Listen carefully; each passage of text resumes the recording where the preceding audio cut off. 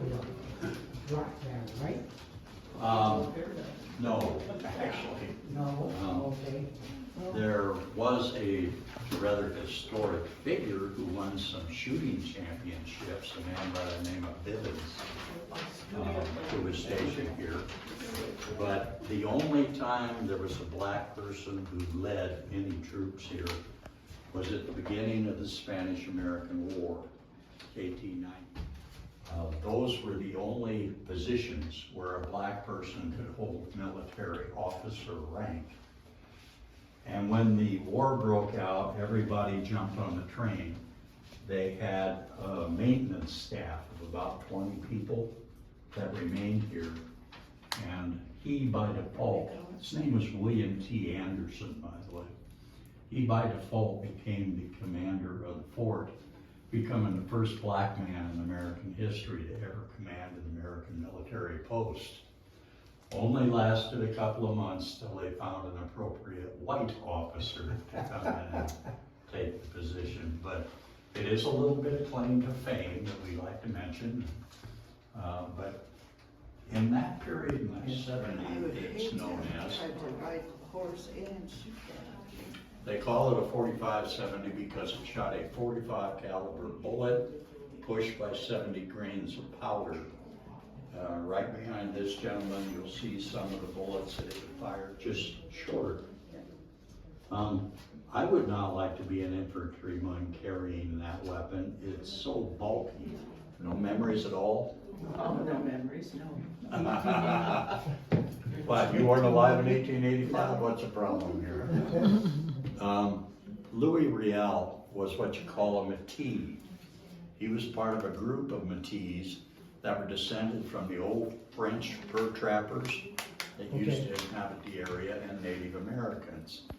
Because of the mixed blood issue, they weren't really accepted by Native people or by white people. But this gentleman happened to be a very intelligent and very literate gentleman who, as issues developed in the province of Manitoba, managed to negotiate a treaty with the government of Canada at that time. This gave the Métis people what today we might call a reservation and sovereignty over a portion of Manitoba. But the whites didn't think much of that idea, and he, fearing for his life, came to Montana. In fact, he helped operate the brick-making machine that manufactured the bricks that made Fort Assinniboine. But during his time here, he became acquainted with Sitting Bull, who is still up in Canada.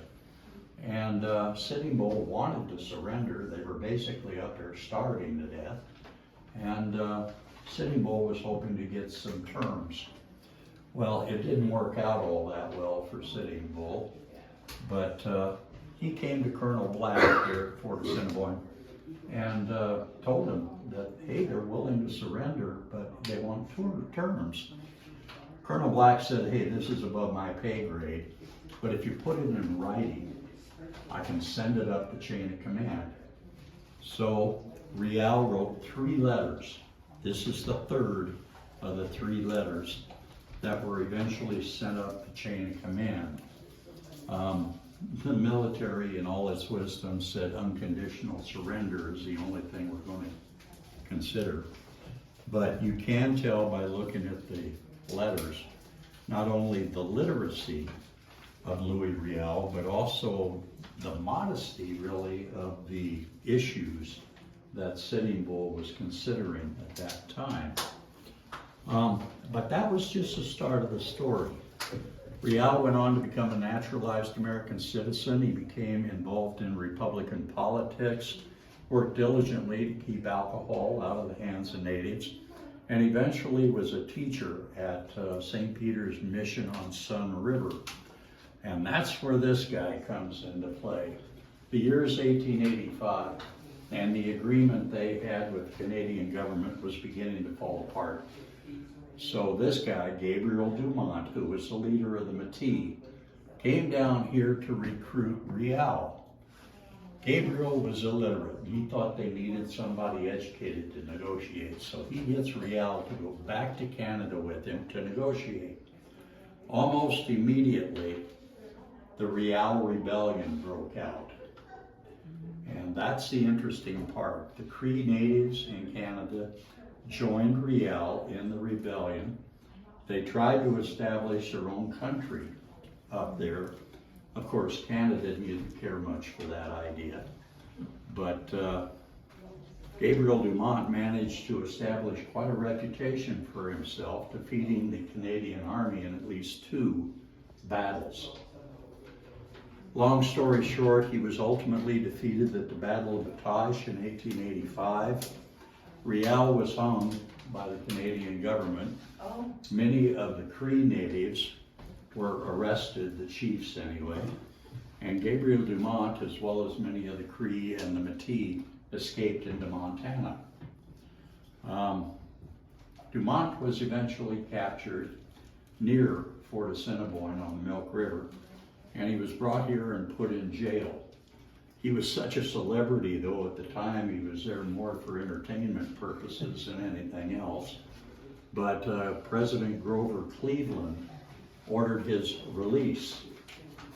Canada didn't want him back, and he hadn't done anything in this country, so what do you do when you're a major name, quite the talent, and you don't have to sit in jail? You join Buffalo Bill's Wild West show. And he was there for around 10 years, but he did manage to visit Fort Assinniboine, although maybe not in the best of ways. This picture was taken after he was released here at Fort Assinniboine. They have made movies about this guy. One was done here at Fort in part. Any questions? What was the name of the movie?